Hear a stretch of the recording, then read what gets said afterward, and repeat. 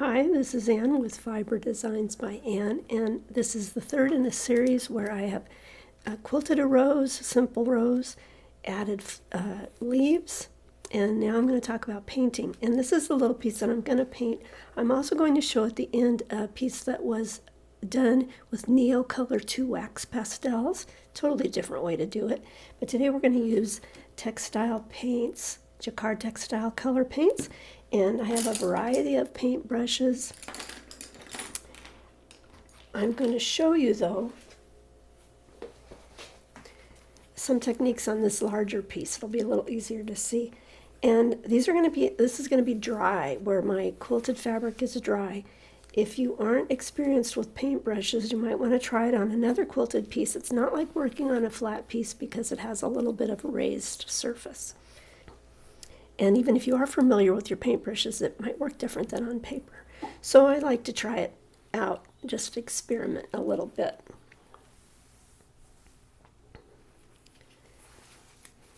I'm going to have some water on the side, but that's to set my brushes in because I am going to try and do this whole thing dry. So I'll talk about each brush that I'm using. I use 3 different brushes for this, and I'll show you what different things that they do. And it will make a difference how big your rose is compared to your brushes. I said I was using Jacquard textile color. I'm using red. My stitching was actually in kind of a hot pink, but for this demonstration it doesn't matter. I'm going to probably paint on that too. Also, I have a little paper towel because it may get messy and I want to be able to excuse me, remove some of the paint from my brush. I have a fan brush that I thought I was going to use more, and I did use it for these, but it's a little too big for the space that I have here. I'll show you how I use it anyway. I have just a regular flat brush, and it worked okay. I like this little slightly rounded brush also, and it's a little stiffer than the flat edge end. As I said, my piece is dry, and I'm going to just use the lid. And I want to start from the outside because I don't want to get my hand in it. And I might load up the brush, but then I'm going to take a lot of that off. I've mentioned it many times, when you put the paint to this fabric, it's not going to probably travel much at all. You can move it a little bit with your brush, but it's not like when it's wet and it blooms or bleeds. It's really going to want to stay there. You can think about which direction your petal is moving, and go with that direction, but it will not go far because it being dry, the brush being dry, and the fabric, the paint, the brush, and the fabric all being dry. So you'll learn the pressure will make a difference, and how much paint goes down, how heavy a line. And this is sort of variegated, but I could go all the way inside to the entire piece and just make it all one color, and then maybe come back with a white or another color and color in the edges. I might do that on the other one. I haven't decided yet. So you can see how this is working really, depending on how hard I'm pushing. This was and how loaded my brush is with paint.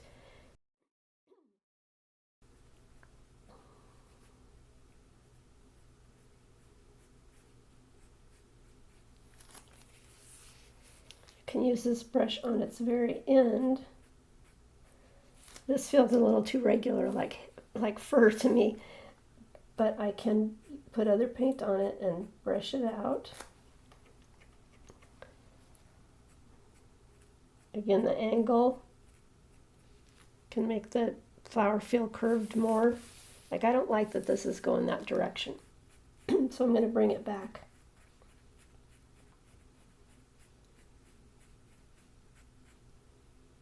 And you can see how that can make it look like it's curving a little bit more in a certain direction. Now, I'm going to set that brush aside and I'm going to grab the flat and again load it up, but take a lot of that paint off. And I'm going to try and stay out of my wet paint with my finger. I guess I could rest my arm on something, but I'd rather not. So again, I started with a lot too much paint for my taste. And this isn't a whole lot different, but it's softer so I don't get the lines, they aren't as strong.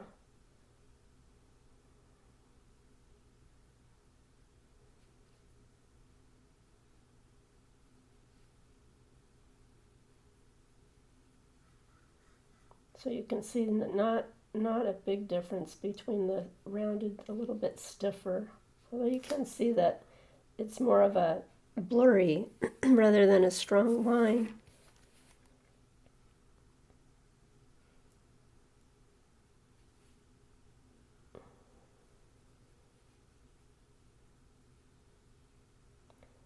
And of course, because it's flat, in most cases it's a little easier to get up against my stitching or on my stitching. And I might go sideways to get it to push that paint down into the fabric a little bit more. Now I am on it. I'm going to set something on here.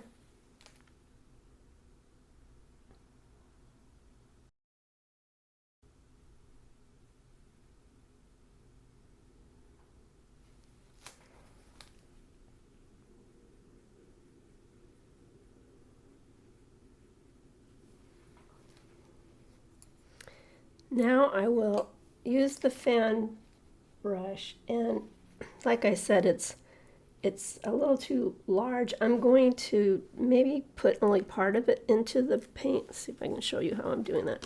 Instead of the whole brush getting paint on it, I'm just going to put paint on some of it since my space is narrower.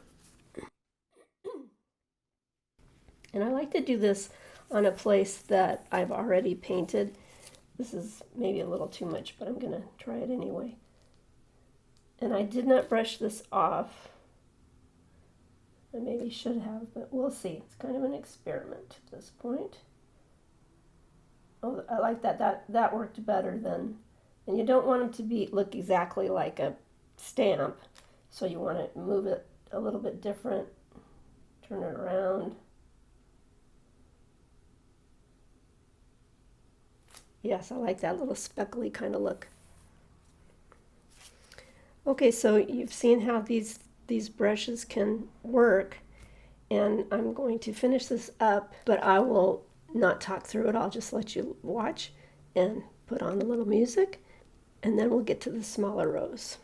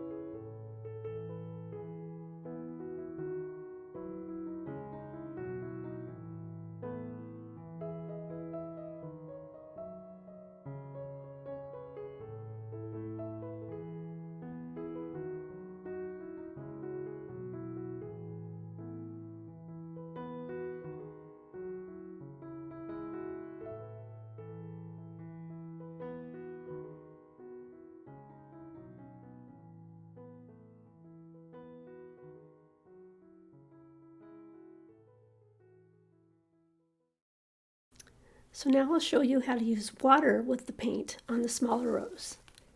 Okay, with the technique and the dry brush, I was able to do these little speckly designs, but when I use a wet, the only way I can do that is if I put the speckles down and then use water, put the speckles down on dry fabric and then use water, and I don't want to do that. So I'm going to do a different color with this. The leaves haven't been painted yet.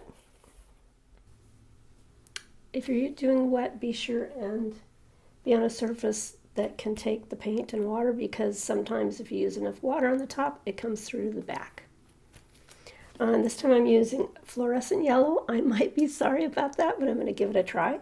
And I'm using just regular orange again, Jacquard Textile Colors.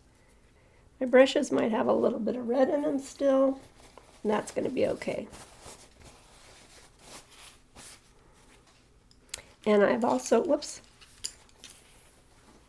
I've also grabbed a couple, I've used this last time, it's not the best brush, but another one a little bit bigger. So I'm using a wet brush, a little bit of water on it, and like watercoloring, I'm going to go and place the water where I want the paint to go. And I'm going to start by putting a teeny bit of orange on this. I might even go back and quilt this a little tighter circle in the center here. Maybe not, just thinking about it. Then these are small and they could be totally orange, but instead I'm going to just brush the paint. Depending on how much water, depending on how much paint, it will do this blooming or bleeding into the next petal. I'm going to be okay with that. If this doesn't work for you, you don't want a watery color look, then I would suggest doing the dry brushing.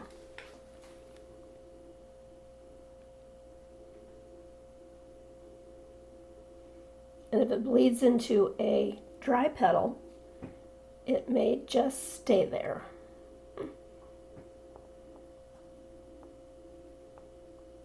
Again, if you're really comfortable with your brushes and then this may be easier for you.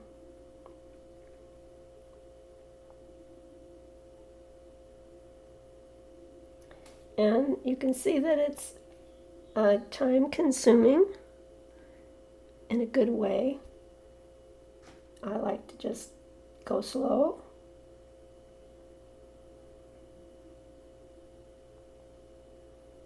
And I think I'm going to take my other brush right now and just drop a little yellow in there and see if I'm going to be sorry with that fluorescent yellow. I've got paper towel off to my side. That's what I'm dabbing my brush in.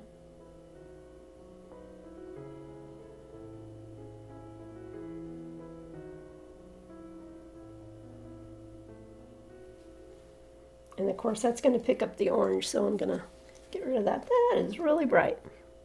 Not sure if it's a good idea or a bad idea at this point, but I'm going to keep on with it. Sometimes when the sun is shining through these two-tone roses, especially the orange and yellow, it can just be so fluorescent looking.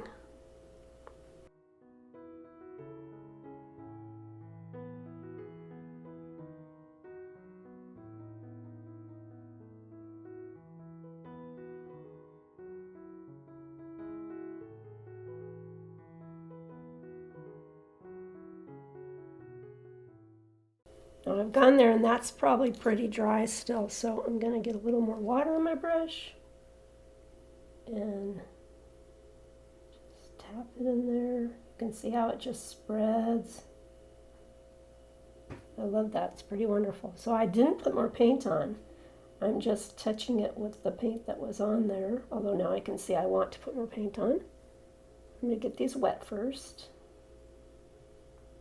And of course that water can go either way. It can bleed the orange into the yellow now, the yellow up into the orange. Sometimes the stitch line acts more like a resist, And sometimes it just lets the color bleed right over. Of course, that depends on the amount of liquid. And I'm going to dab this because that paint seemed a little heavy to me.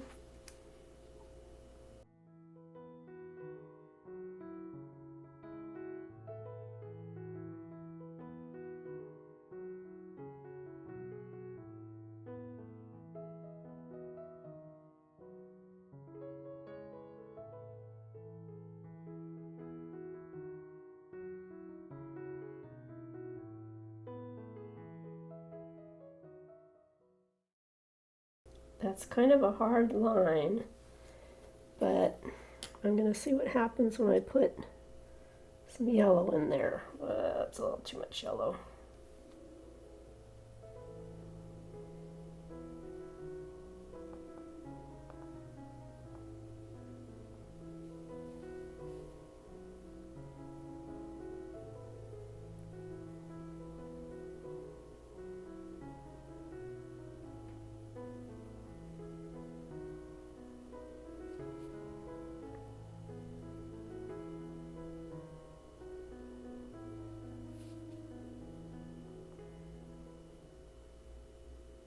After this dries, if I wanted to do the speckle, I could try to do the speckle then.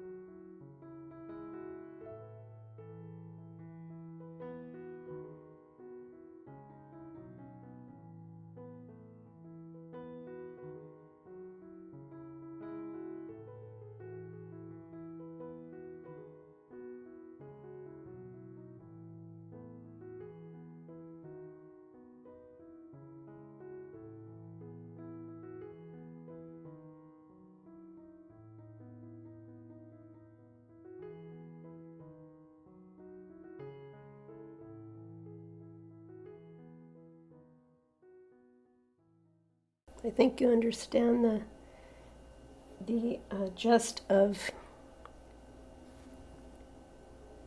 how the paint's going on.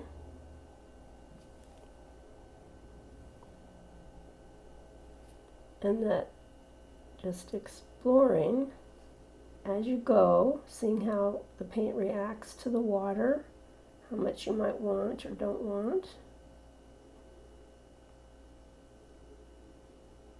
The direction of any lines.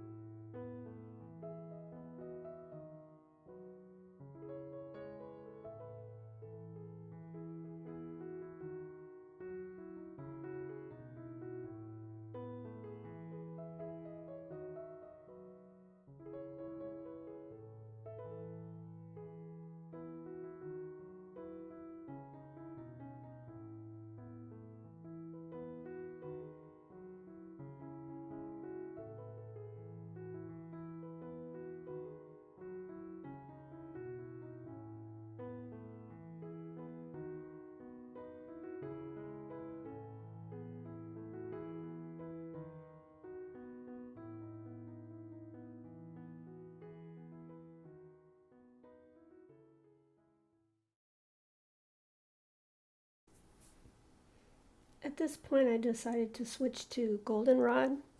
I was feeling like that yellow was a little too intense.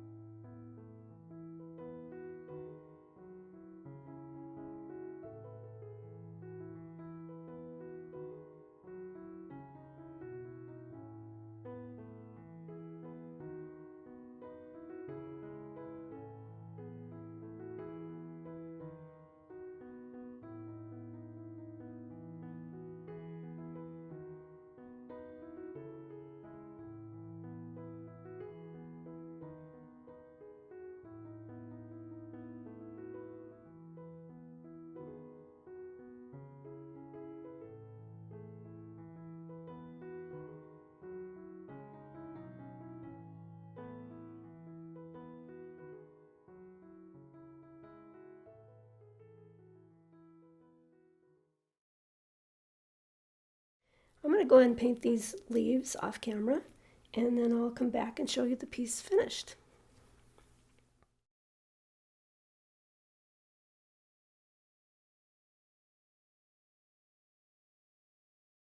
So I've shown you 2 ways to paint, an example of one with wax pastels. I hope you liked the techniques and that you learned something and that you were inspired. And if you did like this video, please give it a thumbs up and share it if you'd like to. And if you haven't subscribed, I hope that you will. Be sure and tap the bell to get latest video notifications. And the next video should be the painted leaves. This has been Anne. Thanks a lot for watching.